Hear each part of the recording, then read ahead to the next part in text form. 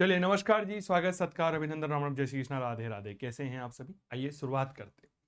प्रागैतिहासिक काल हमारा कंप्लीट हो चुका था और इस प्रागैतिहासिक काल से अब हम थोड़ा आगे बढ़ते हैं। तो मेरे प्यारे साथियों, हम इस पाषाण काल के महत्वपूर्ण प्रश्नोत्तर आपके बीच में लेकर आया हूं। ठीक है, क्या ये बात क्लियर हो गई? तो आइए शुरुआत करते हैं कुछ महत्वपूर्ण प्रश्नोत्तर के साथ, कुछ महत्वपूर्ण बातों के साथ में। उम्मीद करता हूं आवाज वगैरह सब कुछ क्लियर होगी।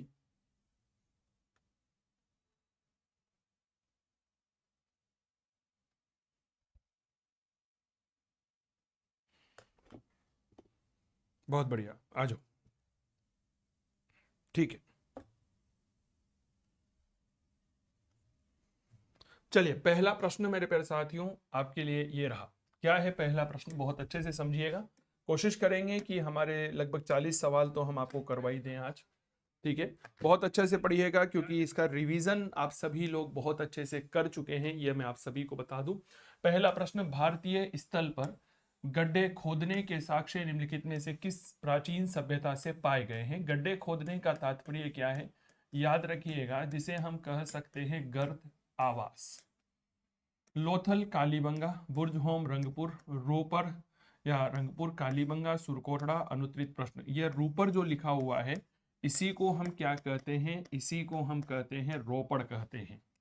तो बताइए, भारतीय जो स्थल है यहाँ पर गड्ढे खोदने का साक्ष्य हमें कहाँ पर मिला है?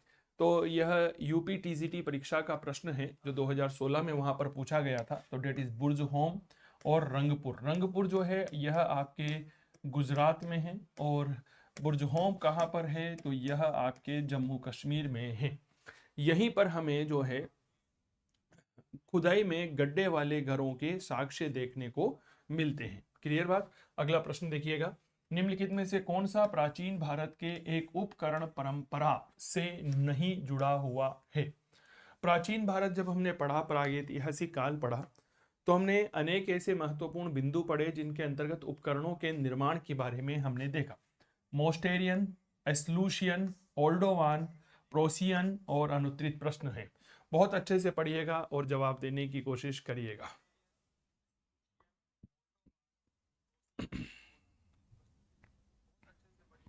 इनमें से दो शब्द तो आपने बहुत अच्छे से देखे हुए हैं, जिसे हम मोस्टेरियन कल्चर और एस्लूसियन कल्चर कहते हैं। ओल्डोवान जो है ना, यह भी प्राग ऐतिहासिक काल से ही जुड़ा हुआ है। किससे जुड़ा हुआ है? प्राग ऐतिहासिक काल में ही यह महत्वपूर्ण, अगर हम बात करते हैं तो एक व्यापक पत्थर उपकरण पुरातात्विक उद्योग था यह भी, है ना। प्राग ऐतिहासिक पाषाण उपकरण उद्योग माना जाता है। क्या माना जाता है? ओल्डोवान। लेकिन जो यहाँ पर एक शब्द आया है जिसे हमने क्या कहा है, प्रोशियन कहा है, यह कहीं भी जुड़ा हुआ नहीं होता है। इस बात को समझिएगा बहुत अच्छे से कि हमने भारत में जो पाषाण निर्माण की तकनीक के जो शब्दावली है, यह सारी की सारी शब्दावली हमने कहाँ से ली है? तो शब्दावली सामान्यतया फ्रांस से ली है। शब्दावली कहाँ से ली है? तो ये बात याद रखिएगा, यह हमने फ्रांस से ली है। एस्लुयन घाटी हो, मोस्टेरियन कल्चर हो, ओल्डोवान हो, यह सब भारत में क्या रहे हैं? पाषाण उपकरण से जुड़े हुए रहे हैं। भारत में क्या रहे हैं यह? तो इस बात को समझने की कोशिश करिएगा, यह भारत में पाषाण उपकरण से जुड़े हुए महत्वपूर्ण मुद्दे रहे हैं। लेकिन प्रोशियन जो है यह कहीं भी भारत से जुड़ा हुआ नहीं रहा है। अगला प्रश्न, ताम्रपाषाण काल में वृत्ताकार गर्भगृहों की प्राप्ति किस स्थल पर हुई है? नवदा टोली, आहड़, हड़प्पा, इनाम गांव और अनुत्तरित प्रश्न। ये बहुत अच्छा प्रश्न है। वृत्ताकार घर, आप याद करिए, मैंने एक आपको जोरवे कल्चर पढ़ाई थी जो महाराष्ट्र में है। जोरवे कल्चर जो है HD सांखलिया के द्वारा उद्घाटित की गई थी और मैंने ये बात बहुत अच्छे से कही थी कि जितनी भी ताम्रपाषाणिक संस्कृतियां हैं उनके उत्खनन का श्रेय किसे दिया जाता है? कहीं ना कहीं HD सांखलिया साहब को ही दिया जाता है। इस तरह का एक मकान मिला है जहां पर एक आयताकार जो मकान है, यह वहाँ गांव के मुखिया का है, याद आ रही है। साथ में छोटे छोटे वृत्ताकार घोलिया झोपड़ियां हमें प्राप्त हुई है जिसमें आम आदमी रहते होंगे। ये क्या है, यह वृत्ताकार है, ठीक है, जिसमें कौन रहते थे, याद रखिएगा आम जनता रहती थी, ठीक है। तो देखिए अब जोरवे संस्कृति से ये जुड़ा हुआ है, तो आहड़ और हड़प्पा तो जोरवे संस्कृति का हिस्सा नहीं है। नौदा टोली जो है वो यहाँ से कोई प्राप्त नहीं हुआ है, इस तरह का साक्ष्य बचता है इनाम गांव, या इसे ही हम क्या कहते हैं, इमाम गांव कहते हैं। क्या ये बात क्लियर हो गई? कल ही हमने इस बारे में चर्चा की थी, आपको पता होगा महाराष्ट्र में ताम्रपाषाण काल की बहुत बड़ी बस्ती थी और यहाँ से 100 से ज्यादा घर हमें प्राप्त हुए हैं। कितने घर प्राप्त हुए हैं? 100 प्लस घर, या हमें कह सकते हैं मकान प्राप्त हुए हैं। कहां पर है यह? तो यह बात याद रखिएगा, यह आपके महाराष्ट्र में है। क्लियर हो गई बात? बहुत बढ़िया। तो अगला प्रश्न यह रहा, भारत में निम्नलिखित में से किस नवपाषाणिक स्थल को सर्वप्रथम सूचित किया गया? कोल्डी हवा, चिरांद, गुफर कराल, लिंगसूपुर। अनुत्तरित प्रश्न है, बहुत बढ़िया प्रश्न है।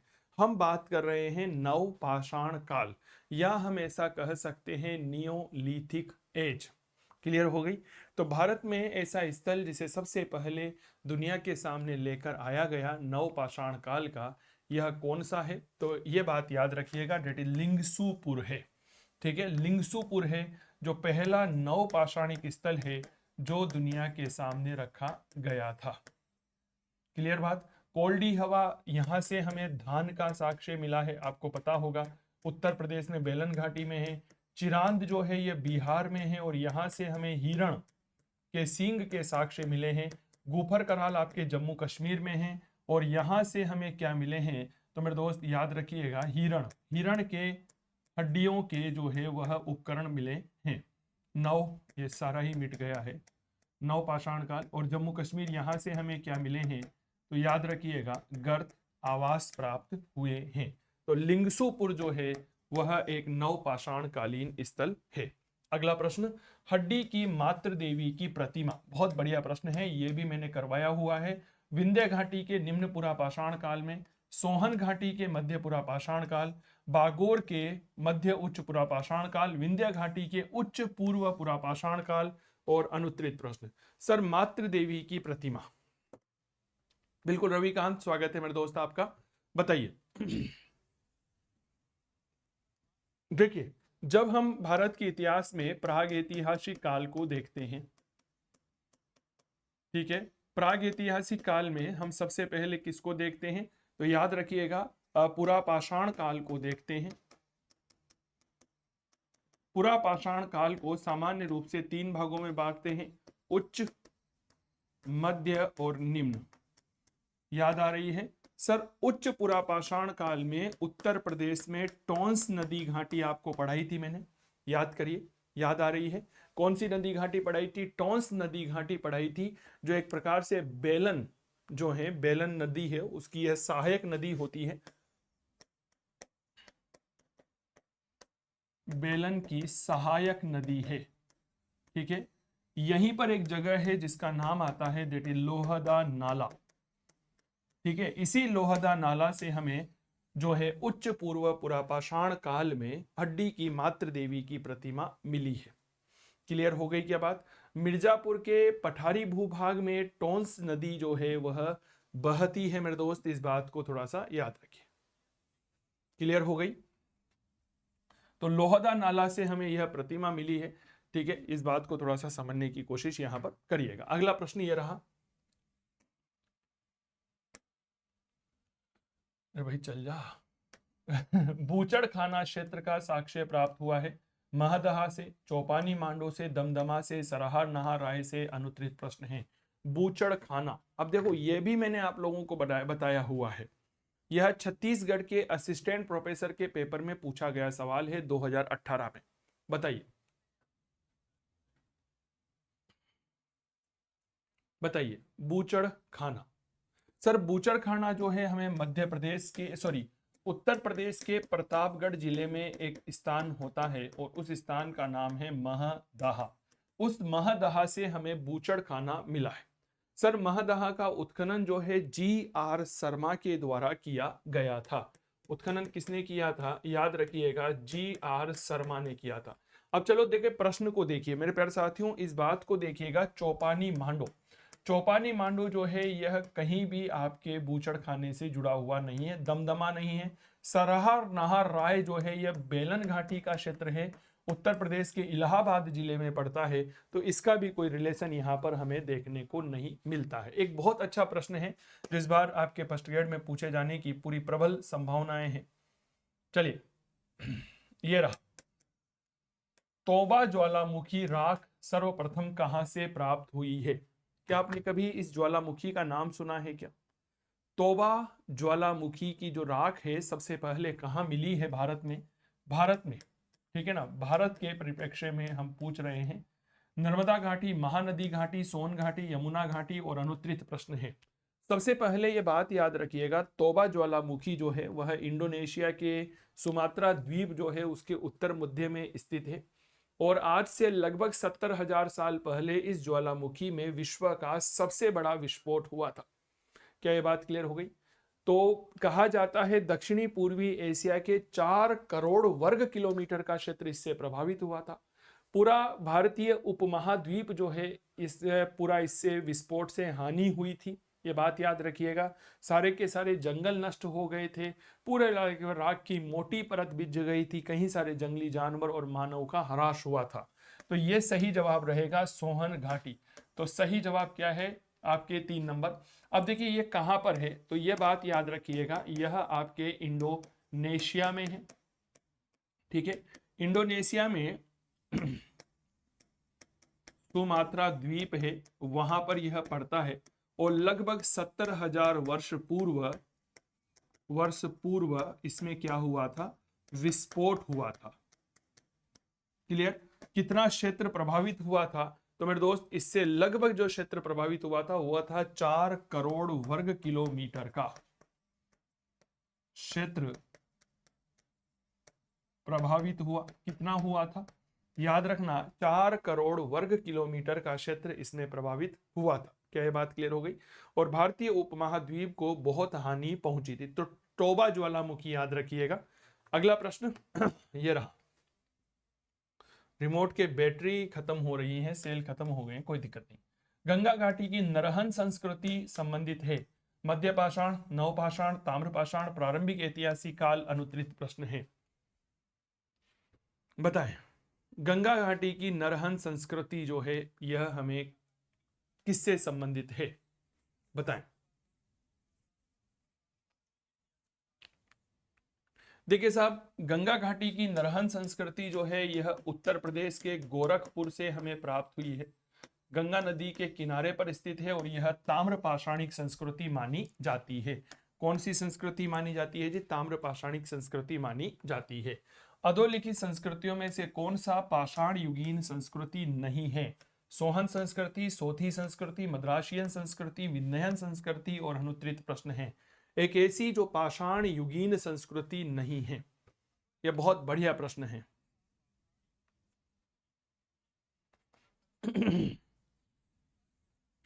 बताइए।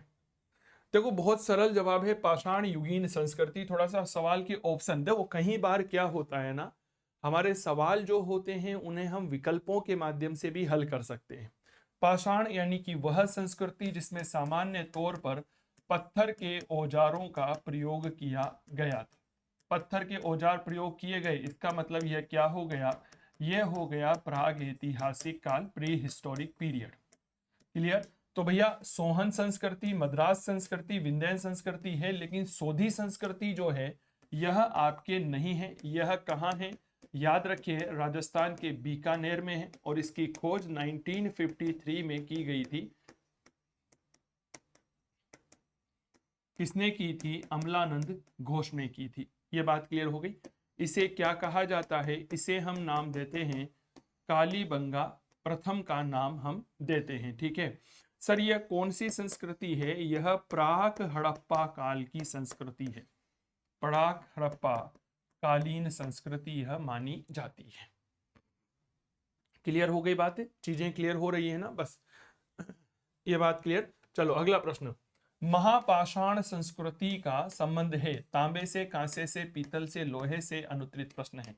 बहुत गजब का सवाल है, महापाषाण संस्कृति जो है इसका संबंध है, बताइए।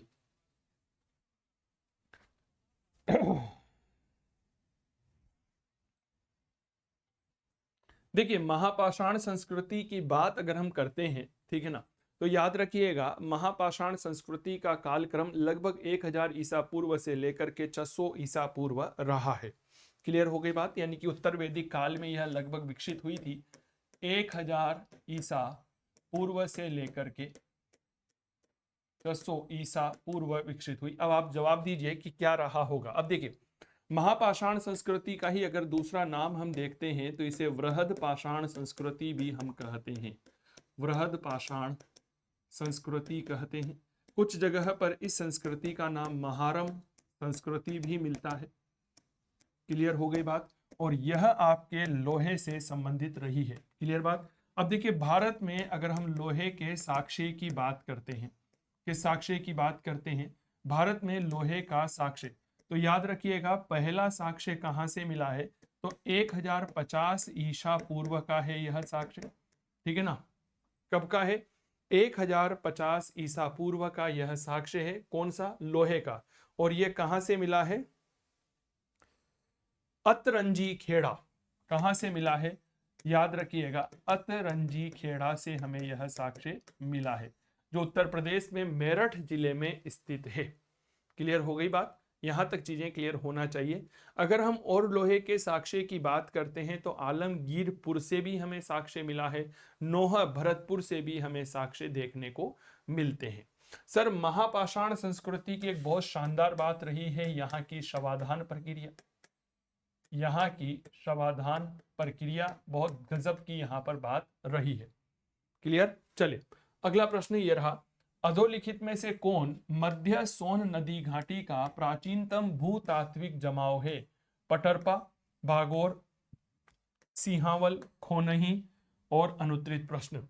मध्य सोहन नदी घाटी का प्राचीनतम जमाव है। आप यहां पर देखिएगा, आप अधिकतर प्रश्न जो हैं वह हल कर रहे होंगे, ठीक है। अब देखो यार, सारे प्रश्न, कोई एकाध प्रश्न कभी कभी ऐसा भी हो जाता है जो बहुत कठिन हो जाता है। यह उत्तर प्रदेश के असिस्टेंट प्रोफेसर एग्जाम में पूछा गया था 2021 में, ठीक है ना। सर याद रखिएगा, सिंहावल, सिंहावल जो है वह मध्य सोहन नदी घाटी का प्राचीनतम भूतात्विक जमाव माना जाता है।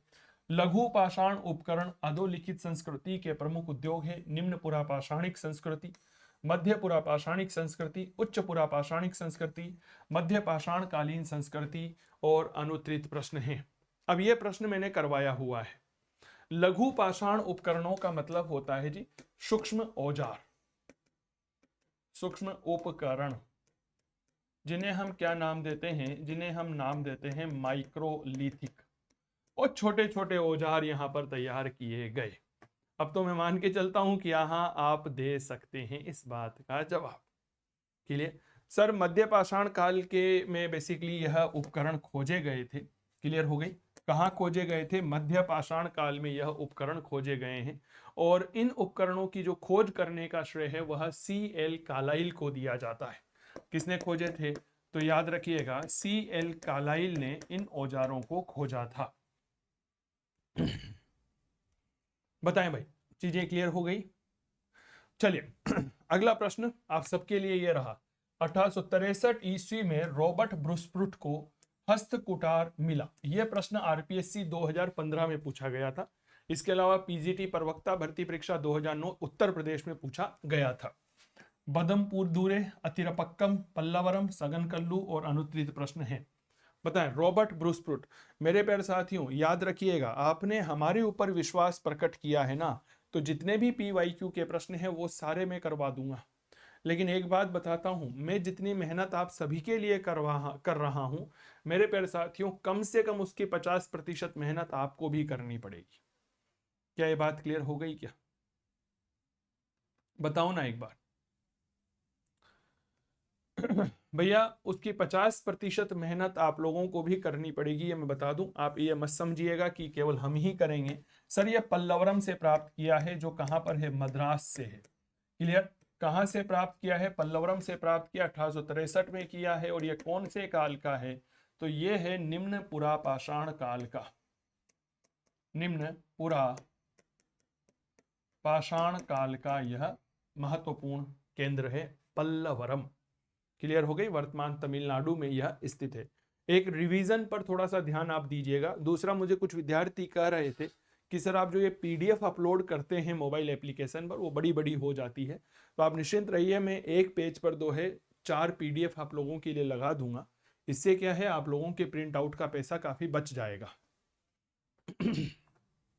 अगला प्रश्न, चलिए। बैचेज आप लोगों को पता है आधुनिक भारत का चल रहा है, केवल 499 रुपए का है। इसके अलावा आपकी इतिहास विषय का बैच चल ही रहा है काव्य क्लासेस कोटा के मोबाइल एप्लीकेशन पर, जिसकी फीस मात्र 3999 है। चलिए अगला प्रश्न देखिए। भारत में सर्वप्रथम पूर्व पुरापाषाण कालीन उपकरण रॉबर्ट ब्रूस स्प्रूट को मिला था। पूर्व पुरापाषाण काल का मतलब होता है जी निम्न पुरापाषाण काल। 1860, 1863, 1873, 1878 और अनुत्तरित प्रश्न है। ठीक है, हाँ ये बहुत अच्छा प्रश्न है, अभी बताया था। और मैं अक्सर एक बात कहता हूं, आपको पता ही होगा क्या मैं बात कहता हूं, कि कभी कभी कुछ इस तरह की गतिविधियां हो जाती है मेरे प्यारे साथियों की प्रश्न विकल्प में आ जाता है और विकल्प कभी प्रश्न बन जाता है। इसीलिए प्रीवियस ईयर के सवाल करना बेहद जरूरी है। ठीक है, रॉबर्ट ब्रूस स्प्रूट जो हैं यह काफी महत्वपूर्ण भूगर्भवेता थे। यह कौन थे? जियोलॉजिस्ट थे, इस बात को याद रखिएगा। यह कौन थे? भूगर्भवेता हुआ करते थे। कहाँ के थे? यह ब्रिटिश के थे, ब्रिटेन के रहने वाले थे। और इन्होंने 1863 ईस्वी में यह खोजा था। कहां से खोजा था? तो भैया मद्रास। मद्रास में कौन सी जगह? याद रखिएगा, डेट इज पल्लवरम। अभी थोड़ी देर पहले ही हमने इस सवाल की बात की थी। रॉबर्ट ब्रूस स्प्रूट जो हैं ये काफी ज्यादा उपयोगी व्यक्ति हैं। इन्हें भारत में प्रागैतिहासिक काल के अध्ययन का जनक कहा जाता है। रॉबर्ट ब्रूस स्प्रूट को क्या कहा जाता है?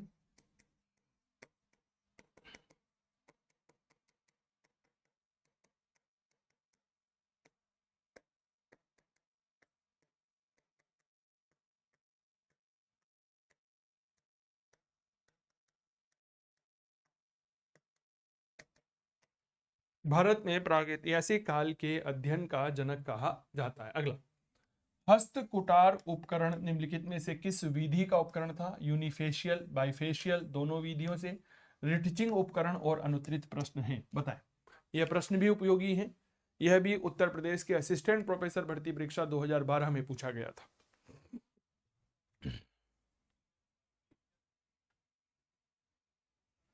देखिए साहब, यह होता है बाइफेशियल। बाइफेशियल का मतलब क्या होता है? बाइफेशियल आपने कभी पढ़ा होगा, बाइलिटरल। बाइलिटरल दोनों भाषाओं में, बाइलिंगुअल दोनों भाषाओं में। इसमें क्या होता है, जो पत्थर होता है उस पत्थर की दोनों तरफ से घिसाई की जाती है। मान लीजिए यह पत्थर है और हमें इसको धार देनी है, तो हम केवल एक तरफ से ही धार, आपने कभी घर पे देखा होगा अक्सर जो हमारे पुराने लोग हैं वह किसी लोहे के चाकू पर धार देते हैं ना, तो इसको एक तरफ से रगड़ते हैं, रगड़ रगड़ रगड़। लेकिन आपने कई जगहों पर यह भी देखा होगा उस चाकू को कभी एक तरफ से फिर दूसरी तरफ से रगड़ते हैं, फिर एक तरफ फिर दूसरी तरफ से रगड़ते हैं। क्या मैं ठीक कह रहा हूं? सर, जब हम किसी भी पत्थर को धार देना चाहते हैं और उसे दोनों तरफ से रगड़ा जाता है, उल्टा भी और सीधा भी, उल्टा भी और सीधा भी, इसे हम क्या कहते हैं? बाइफेशियल कहते हैं। क्लियर हो गई? तो सामान्य रूप से हस्त कुठार जो उपकरण थे, जिन्हें हम हैंड एक्स कहते हैं, जो निम्न पुरापाषाण काल से जुड़े हुए हैं, जो कहीं ना कहीं आपके मद्रास कल्चर से हैं। कहां से जुड़े हुए हैं?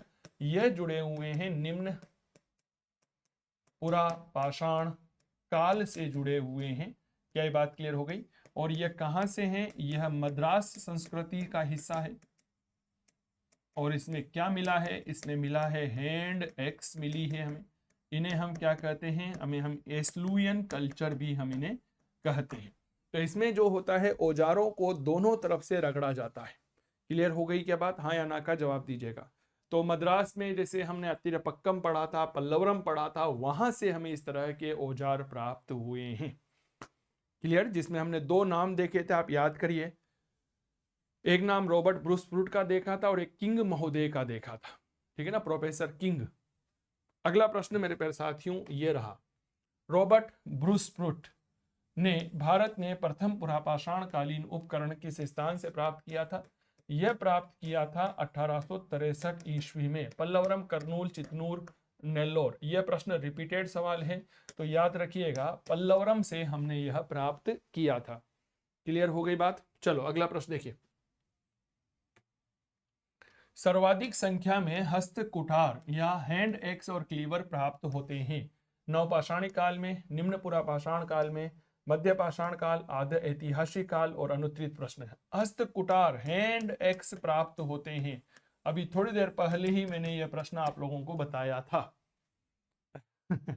बताया था नहीं बताया? थोड़ी देर पहले हमने इस बारे में बहुत अच्छे से चर्चा की थी। सर याद रखिएगा डेट निम्न पुरापाषाण काल।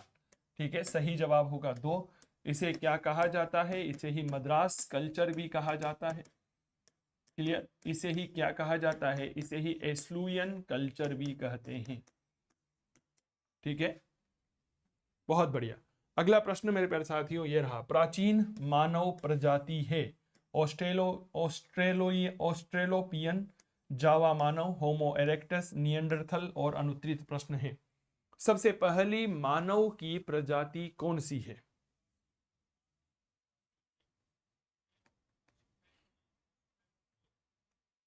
बताएं। सर याद रखिएगा डेट इज ऑस्ट्रेलोपियन।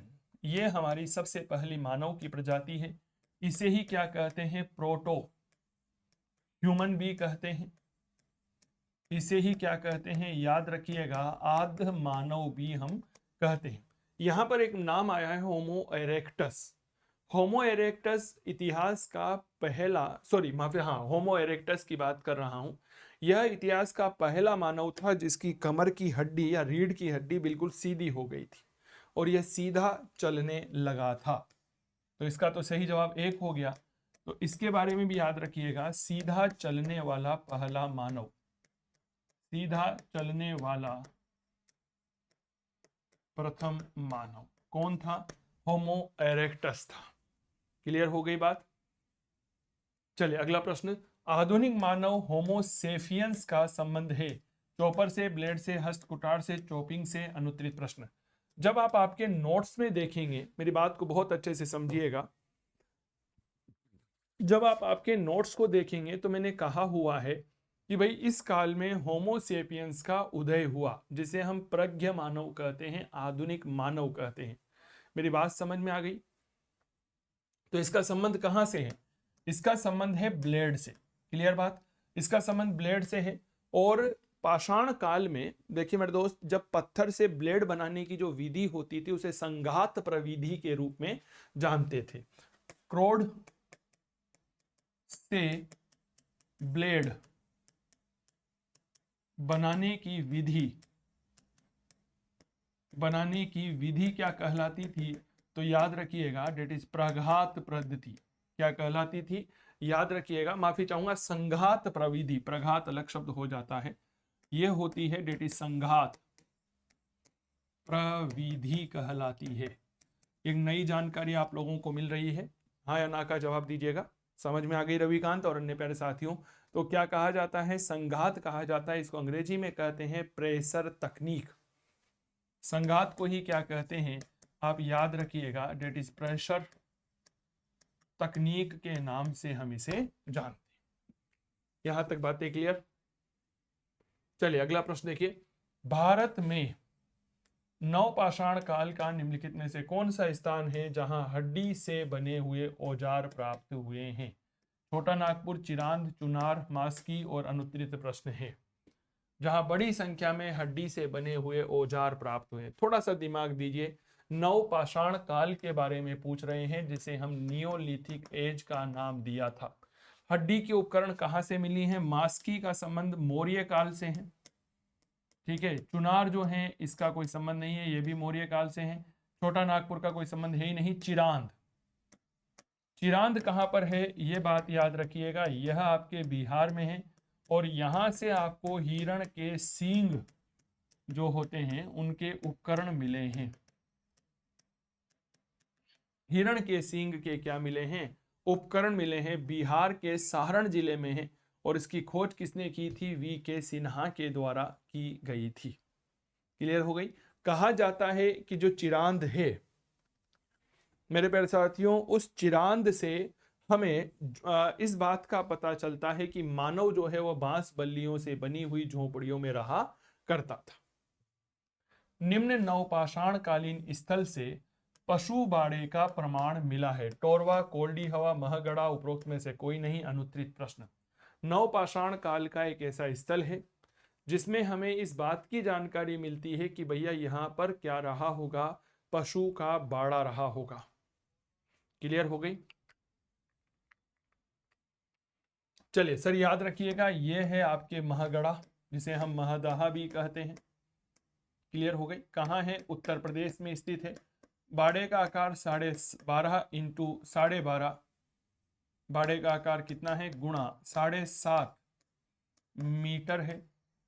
और यह कौन सा है? यह आपके आयताकार है। क्लियर हो गई बात मेरे प्यारे साथियों। यह एक तरह से उत्तर प्रदेश के इलाहाबाद जो है उसमें बेलन घाटी में यह स्थित है। अच्छी जानकारी मिल रही है ना?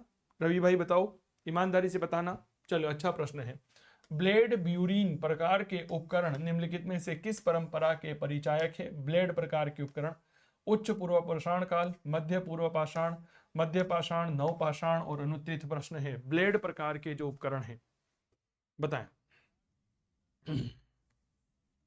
यह बेसिकली पीजीटी भर्ती परीक्षा 2004 का सवाल है। ठीक है, यह बात क्लियर हो गई। ब्लेड प्रकार के उपकरण कौन से काल की देन है? तो याद रखिएगा यह उच्च पूर्व पुरापाषाण काल की देन है। क्लियर? किस काल की देन है? उच्च पूर्व पुरापाषाण काल। बेचेस के बारे में आप लोगों को जानकारी है ही सही, अपने प्यारे साथियों को जरूर बताइएगा। अगला प्रश्न। ब्लेड और ब्यूरीन चारित्रिक उपकरण हैं निम्न पुरापाषाणिक संस्कृति के, उच्च पुरापाषाणिक संस्कृति के, मध्य पुरापाषाणिक संस्कृति के, नवपाषाणिक कल्चर के और अनुत्तरित प्रश्न है। बताएं।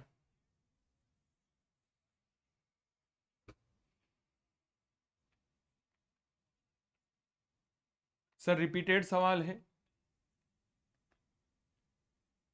सर ब्लेड और ब्यूरीन जो है यह उच्च पुरापाषाणिक संस्कृति के औजार हैं। क्लियर हो गई। अभी थोड़ी देर पहले हमने इसको पढ़ा था। ये देखिए, उच्च पूर्व पाषाण काल, उच्च पुरापाषाण काल।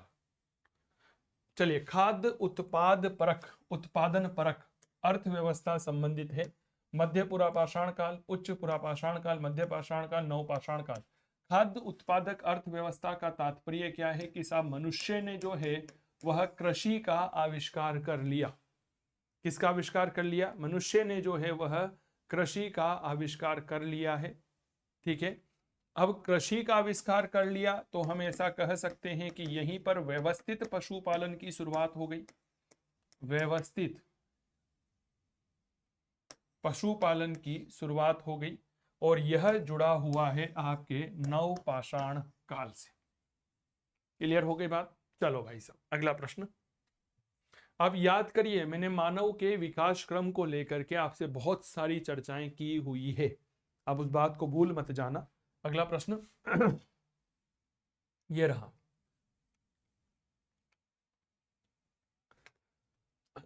आभूषणों से युक्त मध्य पाषाणिक समाधियां प्राप्त हुई है। याद करिए, मैंने ये बात आपसे कही थी कि साहब एक मनुष्य है, उसके गले में हड्डी के आभूषण हैं और आपके बीच में यह लिखवाया हुआ भी है। भीमबेटका, बागोर, महदहा, थरार, नाहरराय और अनुत्तरित प्रश्न है। बताइए सर। याद रखिएगा, डेट इज महदहा से प्राप्त हुई है। ठीक है, मध्य पाषाणिक मानव की समाधियां। अगला प्रश्न। मध्य पाषाणिक स्थल चौपानी मांडो स्थित है। उदयपुर के निकट राजस्थान में, इलाहाबाद के कोरांव तहसील में, बूढ़ी बेलन के किनारे, प्रतापगढ़ में, मिर्जापुर में और अनुत्तरित प्रश्न है। चौपानी मांडो मध्य पाषाणिक काल का एक महत्वपूर्ण स्थल है। ठीक है, चौपानी मांडो का जो खोज है वह मेरे दोस्त याद रखिएगा GVD मिश्रा ने 1967 में करवाई की थी। GVD मिश्रा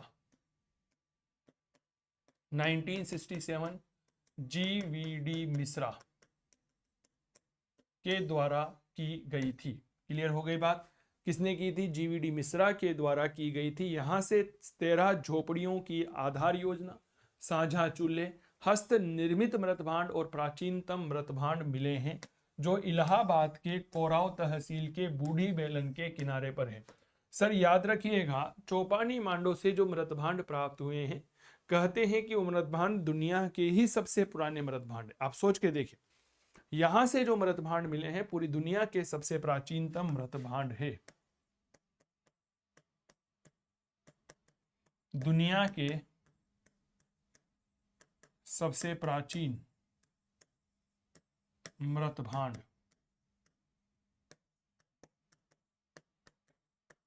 मिले हैं।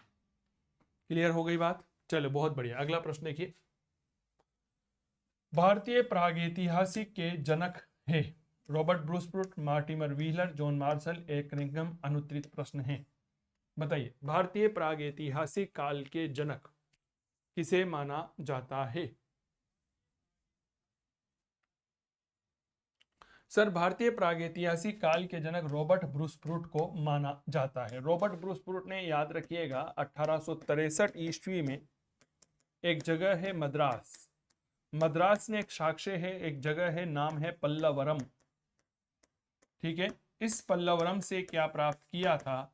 हस्त कुठार प्राप्त किया था। क्लियर हो गई बात? ठीक है, तारीख थी 13 मई 1863। इसीलिए इन्हें भारतीय प्रागैतिहासिक अनुसंधान का जनक कहा जाता है। रॉबर्ट ब्रूस प्रूट काफी उपयोगी व्यक्ति हैं। अगला प्रश्न मेरे प्यारे साथियों ये रहा, इनमें से किन्हें भारत के प्राग इतिहास के अध्ययन को आरंभ करने का श्रेय दिया जाता है? कोमाइडे को, Robert Bruce Pruitt, HD Sankhalia, D देस। और अनुत्तरित प्रश्न है, भारत के प्रागैतिहासिक के अध्ययन को आरंभ करने का श्रेय दिया जाता है। एक अच्छा प्रश्न है मेरे प्यारे साथियों, जरूर बताइएगा।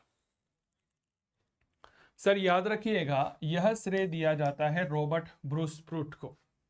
किसे दिया जाता है? रॉबर्ट ब्रूस प्रूट को यह श्रेय दिया जाता है। इन्होंने मेरे दोस्त कई सारे पुरास्थल की खोज की, जैसे पल्लवरम से इन्होंने पाषाणकालीन औजार प्राप्त किए, कुर्नूल आंध्र प्रदेश को खोजा, टेरी पुरास्थल तमिलनाडु जो है वह इनके द्वारा खोजा गया था। तो रॉबर्ट ब्रूस प्रूट, पहला पल्लवरम कहाँ है? तमिलनाडु में पड़ता है। दूसरा टेरी पुरास्थल तमिलनाडु में है। और मेरे दोस्त कुर्नूल आंध्र प्रदेश में है। कुर्नूल ये कहाँ है? आंध्र प्रदेश में है। ये सब स्थल रॉबर्ट ब्रूस प्रूट की खोज से जुड़े हुए हैं। क्लियर? चलो, यह प्रश्न आपके छत्तीसगढ़ में सहायक अध्यापक भर्ती परीक्षा का सवाल है, जो 2018 में पूछा गया था। किसे भारतीय प्रागैतिहास काल का जनक कहा जाता है? RB फूट, ठीक है, Alexander Cunningham, HD Sankhalia, B Subbarao. और अनुत्तरित प्रश्न है, प्राग इतिहास का जनक कहा जाता है। उत्तर प्रदेश में असिस्टेंट प्रोफेसर का सवाल 2009 की भर्ती परीक्षा का। रिपीटेड सवाल है तो याद रखिएगा RB प्रूट। RB प्रूट का मतलब क्या हो गया? Date is Robert Bruce Pruitt. चलो साहब, अगला प्रश्न, उत्खनित प्रमाणों के अनुसार पशुपालन का प्रारंभ हुआ निम्न पूर्व पाषाण काल, मध्य पूर्व पाषाण काल, उत्तरी पूर्व पाषाण काल, मध्य पाषाण, नवपाषाण। अनुत्तरित प्रश्न है। यहां पर बात कर रहे हैं भैया पशुपालन को लेकर के। जवाब दीजिए, बहुत बढ़िया सवाल है। देखिए साहब, यह मूल रूप से मध्य पाषाण में हो गया, व्यवस्थित नवपाषाण में हुआ। ठीक है, तो सही जवाब 4 रहेगा, इसका प्रारंभ हुआ। लेकिन यह मूल रूप से व्यवस्थित पशुपालन नवपाषाण काल की देन है। व्यवस्थित पशुपालन का साक्ष्य पशुबाड़ा, और यह पशुबाड़ा कहां से मिला है? महदहा से मिला है। महदहा, क्लियर हो गई। और यहाँ का साक्ष्य हमें कहाँ से मिला है? याद रखिएगा, बागोर से मिला है, और दूसरा साक्ष्य हमें आदमगढ़ से मिला है। क्लियर? तो ये थे बेसिकली प्रागैतिहासिक काल के कुछ महत्वपूर्ण प्रश्न। आप लोगों के लिए इसी प्रकार के शानदार प्रश्न लेकर आता रहूंगा। काव्य क्लासेस कोटा के मोबाइल एप्लीकेशन के अलावा आप काव्य क्लासेस के यूट्यूब चैनल पर भी आ जाइएगा। वहां पर भी मैं भारतीय इतिहास के महत्वपूर्ण प्रश्नोत्तर की श्रृंखला आप सभी प्यारे साथियों के साथ शुरू कर रहा हूं। चलिए मिलते हैं आप सभी प्यारे साथियों से कितने बजे? अगली क्लास में कल 4 बजे। तब तक जय हिंद जय भारत। कल नया टॉपिक शुरू करेंगे, भारतीय इतिहास के स्रोत। जय हिंद जय भारत, नमस्कार, thank you so much, bye.